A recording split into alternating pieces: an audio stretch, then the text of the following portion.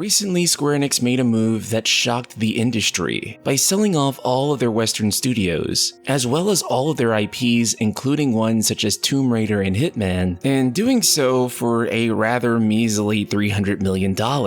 We would later find out that studios such as Eidos Montreal weren't doing all that hot. In fact, most years they were operating, they were breaking even. Square Enix's Western divisions almost never turned a profit, so in full honesty, it would make sense that Square would want to sell them. However, in a reoccurring rumor, it seems that there is more to the sales than just the fact that the Western studios aren't profitable. An interview with the founder of Eidos Montreal with GameIndustry.biz, it adds on even more to the rumors that Sony could be purchasing Square Enix. And you are going to want to hit that subscribe button because we've been following this story for a while now, and the hope is that it will reach a dead end, because I don't know about you guys, but I'm tired of competition being killed off by Microsoft and Sony purchasing every single studio that they can get their hands on. First of all, it was important to know just how much money Eidos Montreal was losing, with the article saying, quote, "Square Enix has become notorious for declaring multi-million selling games to be disappointments. Diastos reports that this extended behind the scenes as well. He recalls a meeting regarding the company's financial performance for 2012, where the Eidos group of studios was expected to generate $65 million